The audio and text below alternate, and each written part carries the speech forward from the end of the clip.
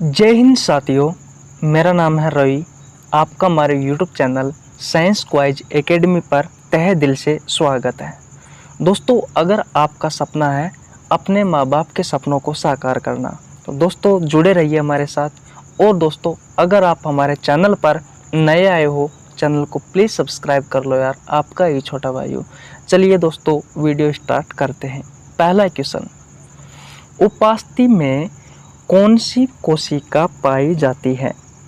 दोस्तों, आपका क्वेश्चन है उपास्थि में कौन सी कोशिका पाई जाती है। Option number A chondrocyte, option number B osteocyte, option number C osteoclast, option number D इनमें से कोई नहीं। दोस्तों, आपका जो राइट आंसर है वो है ऑप्शन नंबर ए कॉन्ड्रोसाइट। दोस्तों, मैं आपको एक बात बता दूं, आप को जितने भी इस टेस्ट सीरीज से जितने भी क्वेश्चन आते हैं उन सब का स्कोर दोस्तों आप कमेंट बॉक्स में बता सकते हो। दोस्तों, अगला क्वेश्चन है हमारा, अस्थि के निर्माण में कौन सी कोशिका सहायक होती है?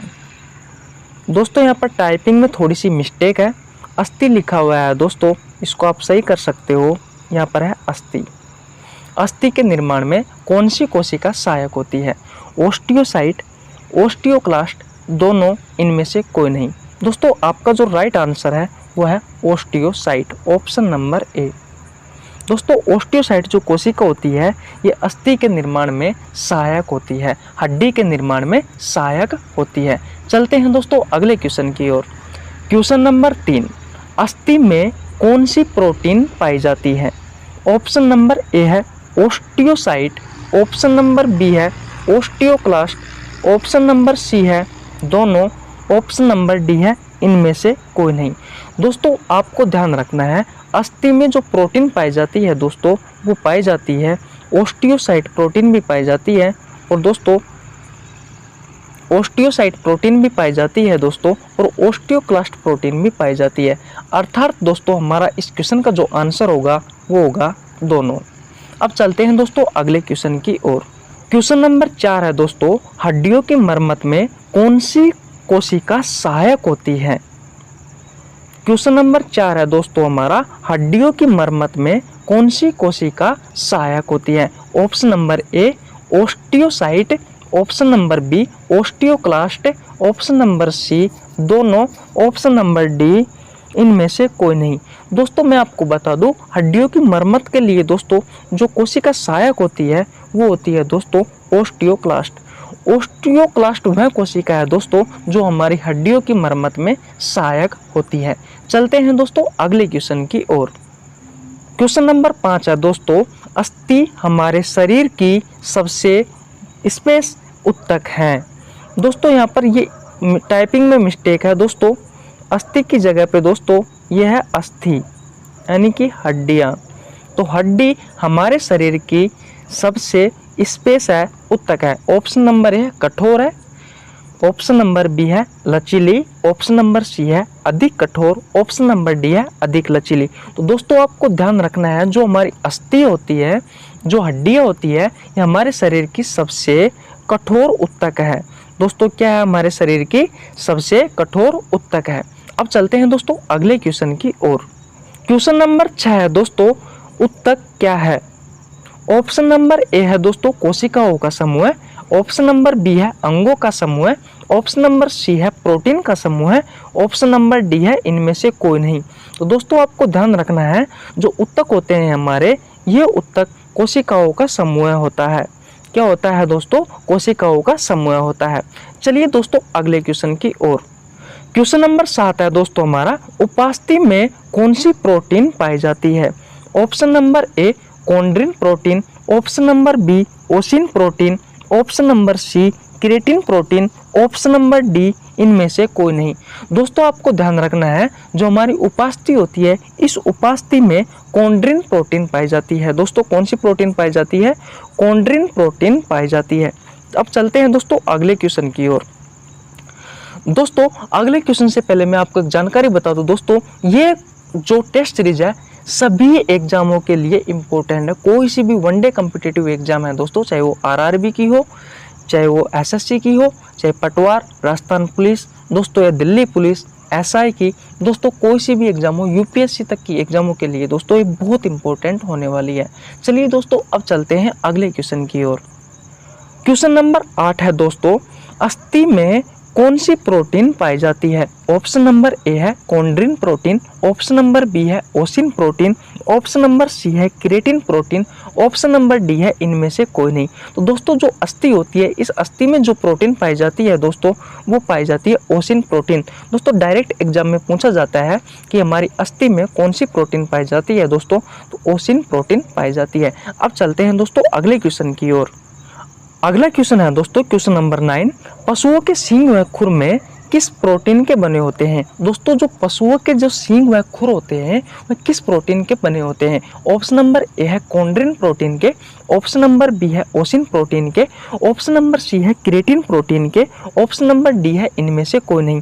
आपको मैं बता दूं दोस्तों, जो पशुओं को जो सींग होते हैं, जो खुर होते हैं, हमारे बाल होते हैं, नाखून होते हैं, पक्षियों के दोस्तों जो पंख होते हैं, मछलियों के जो सल्क होते हैं, और दोस्तों कछुए के जो भारी कवच होता है, ये सब दोस्तों किसके बने होते हैं? ये सब मेरे भाइयों क्रिएटिन प्रोटीन के बने होते हैं।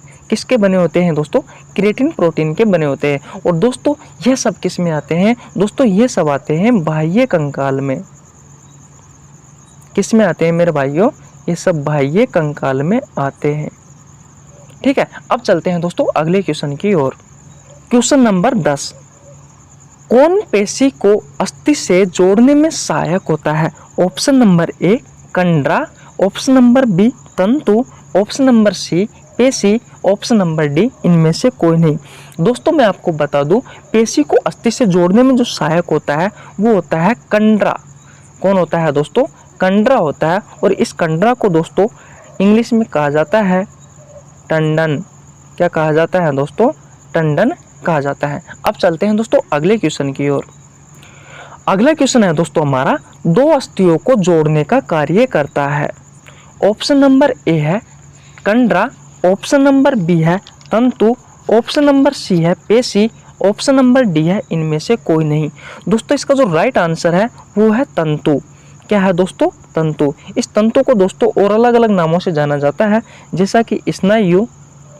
इस तंतु को स्नायु भी कहा जाता है। और दोस्तों इसे इंग्लिश में कहा जाता है दोस्तों लिगामेंट। क्या कहा जाता है? लिगामेंट। दो अस्थियों को जोड़ने में सहायक कौन होता है दोस्तों? तो वो होता है तंतु या स्नायु, या फिर आप कह सकते हो लिगामेंट। चलिए दोस्तों अगले क्वेश्चन की ओर चलते हैं। अगला क्वेश्चन है दोस्तों हमारा, बाह्य कंकाल की उत्पत्ति जनन स्तर के किस भाग से होती है? ऑप्शन नंबर ए एक्टोड्रम भाग से, ऑप्शन नंबर बी मेजोड्रम भाग से, ऑप्शन नंबर सी एंडोड्रम भाग से, ऑप्शन नंबर डी इनमें से कोई नहीं। दोस्तों मैं आपको बता दूं, बाह्य कंकाल की जो उत्पत्ति होती है दोस्तों वो जनन स्तर के एक्टोड्रम भाग से होती है। किस भाग से होती है दोस्तों? एक्टोड्रम वाले भाग से होती है। किस भाग से होती है दोस्तों? एक्टोड्रम वाले भाग से होती है। दोस्तों जनन स्तर का सबसे बाहरी भाग होता है। जनन स्तर का दोस्तों सबसे बाहरी भाग होता है, ये मध्य वाला भाग होता है दोस्तों मेजोड्रम, मीसोड्रम आप कह सकते हो। और दोस्तों सबसे अंदर वाला जो भाग होता है दोस्तों वो होता है एंडोड्रम। तो दोस्तों आपको ध्यान रखना है, बाह्य कंकाल की उत्पत्ति जनन स्तर के दोस्तों एक्टोड्रम भाग से होती है। अब चलते हैं दोस्तों अगले क्वेश्चन की ओर। अगला क्वेश्चन है दोस्तों हमारा, अंत्य कंकाल की उत्पत्ति जनन स्तर के किस भाग से होती है? ऑप्शन नंबर ए है दोस्तों एक्टोड्रम से, ऑप्शन नंबर बी है मेजोड्रम से, ऑप्शन नंबर सी है एंडोड्रम से। दोस्तों आपकी जानकारी के लिए मैं बता दूं, अंत्य कंकाल में दोस्तों अस्थि व उपास्थियों को पढ़ा जाता है। अंत्य कंकाल में दोस्तों अस्थि व उपास्थि आती है। और दोस्तों अंत्य कंकाल की जो उत्पत्ति है दोस्तों वो अंत्य कंकाल की जो उत्पत्ति है दोस्तों वो जनन स्तर के मेजोड्रम भाग से होती है। इसकी उत्पत्ति किससे होती है दोस्तों? जनन स्तर के मेजोड्रम भाग से होती है। अब चलते हैं दोस्तों अगले क्वेश्चन की ओर। अगला क्वेश्चन है दोस्तों हमारा, स्टेपिज अस्थि है। दोस्तों ये स्टेपिज अस्थि किसकी है? कान की है, नाक की है, चेहरे की है, या फिर पैर की है? दोस्तों आपका जो राइट आंसर है दोस्तों वो है कान की। दोस्तों स्टेपिज जो अस्थि है वो हमारे कान में पाई जाती है, और कान के दोस्तों मध्य भाग में पाई जाती है। किस भाग में पाई जाती है मेरे भाइयों? मध्य भाग में पाई जाती है। किस भाग में पाई जाती है दोस्तों? मध्य भाग में पाई जाती है। दोस्तों स्टेपी जो अस्थि होती है ये हमारे शरीर की सबसे छोटी अस्थि होती है, हमारे शरीर की सबसे छोटी अस्थि होती है। दोस्तों डायरेक्ट एग्जाम में इस तरह के सवाल आते हैं कि हमारे शरीर की सबसे छोटी अस्थि कौन सी है। तो दोस्तों आपके शरीर की जो सबसे छोटी अस्थि है दोस्तों वह है स्टेपिज। ये कहाँ पाई जाती है दोस्तों? कान में पाई जाती है। और कान के किस हिस्से में पाई जाती है? तो मेरे भाई ये कान के मध्य भाग में पाई जाती है। कान का जो बाहरी भाग होता है दोस्तों उसे पिन्ना कहा जाता है। और दोस्तों जो कान का पर्दा होता है, कान के पर्दे को दोस्तों टिम्पेनम कहा जाता है। क्या कहा जाता है? टिम्पेनम कहा जाता है। दोस्तों कान में 3 अस्थि होती है। एक होती है दोस्तों मेलियस, एक होती है दोस्तों इनकस और एक होती है दोस्तों आपकी स्टेपिज। बात क्लियर है? अब चलते हैं दोस्तों अगले क्वेश्चन की ओर। अगला क्वेश्चन है दोस्तों हमारे शरीर की सबसे बड़ी अस्थि है, हमारे शरीर की सबसे बड़ी अस्थि है। Option number A femur, option number B tibia, option number C fibula, option number D patella. तो दोस्तों आपके शरीर की जो सबसे बड़ी अस्थि है दोस्तों वो है फीमर। ये दोस्तों कहाँ पाई जाती है दोस्तों? ये पैर में पाई जाती है। दोस्तों ये सारी की सारी पैर की अस्थि है, जैसे कि फीमर पैर की अस्थि है, टीबिया पैर की अस्थि है, फिबुला पैर की अस्थि है और पटेला पैर की अस्थि है। अब चलते हैं दोस्तों अगले क्वेश्चन की ओर। अगला क्वेश्चन है दोस्तों हमारा, कपाल जो हमारे मस्तिष्क को सुरक्षा प्रदान करता है उस कपाल में कितनी अस्थि होती है? दोस्तों कपाल जो हमारे मस्तिष्क को सुरक्षा प्रदान करता है उस कपाल में कितनी अस्थि होती है? Option number A 8, option number B 14, option number C 6, option number D 1। तो दोस्तों आपको बता दूं जो कपाल होता है हमारे मस्तिष्क को सुरक्षा प्रदान करता है, जैसा कि क्वेश्चन में लिखा हुआ है। इसमें जो अस्थियों की संख्या होती है दोस्तों वो होती है 8। कितनी होती है मेरे भाइयों? इसमें अस्थियों की संख्या होती है 8। अब चलते हैं दोस्तों अगले क्वेश्चन की ओर। अगला क्वेश्चन है दोस्तों हमारा क्वेश्चन नंबर 17, स्टर्नम अस्थि है। दोस्तों क्वेश्चन क्या है हमारा? स्टर्नम अस्थि है। ऑप्शन नंबर ए गले की, ऑप्शन नंबर बी सीने की, ऑप्शन नंबर सी हाथ की, ऑप्शन नंबर डी चेहरे की। दोस्तों मैं आपको बता दूं जो स्टर्नम अस्थि होती है दोस्तों ये होती है मेरे भाइयों सीने की अस्थि है। किसकी अस्थि है ये? सीने की अस्थि है। दोस्तों गले की अस्थि होती है उसे हायोड कहा जाता है। क्या कहा जाता है? हायोड कहा जाता है। चलिए दोस्तों अगले क्वेश्चन की ओर चलते हैं। क्वेश्चन नंबर 8 है दोस्तों हायोड अस्थि है। अभी मैंने पिछले क्वेश्चन में बताया था दोस्तों कि हायोड जो अस्थि होती है वो किसकी अस्थि है? वो होती है दोस्तों गले की अस्थि होती है, जैसा कि मैंने ऑप्शन में दिखाया हुआ है दोस्तों कि हायोड अस्थि है। ऑप्शन नंबर ए गले की अस्थि, ऑप्शन नंबर बी सीने की अस्थि, ऑप्शन नंबर सी हाथ की, ऑप्शन नंबर डी चेहरे की। तो दोस्तों हायोड जो अस्थि होती है दोस्तों ये होती है गले की अस्थि। दोस्तों इस अस्थि को स्वतंत्र अस्थि भी कहा जाता है। स्वतंत्र अस्थि क्यों कहा जाता है? क्योंकि दोस्तों ये गले की एक ऐसी मात्र अस्थि होती है जो किसी अन्य हड्डी से जुड़ी हुई नहीं होती, इसलिए दोस्तों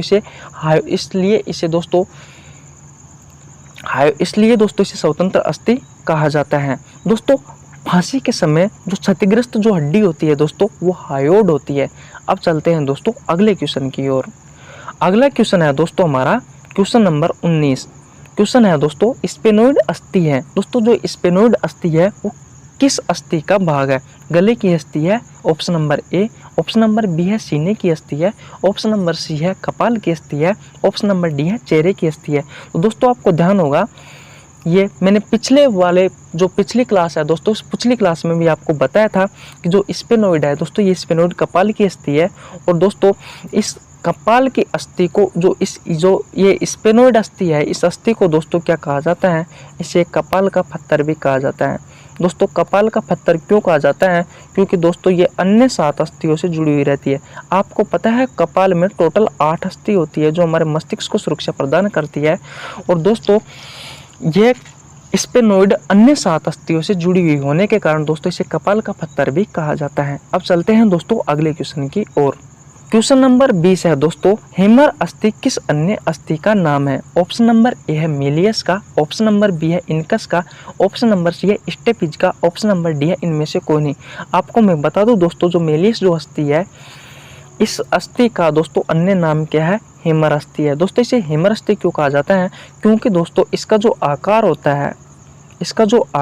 है दोस्तों वो होता है हथौड़े के समान।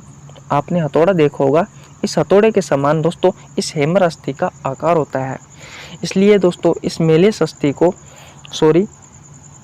इसका आकार हथौड़े के समान होता है दोस्तों, इसलिए दोस्तों मेलियस अस्थि को हेमर अस्थि भी कहा जाता है।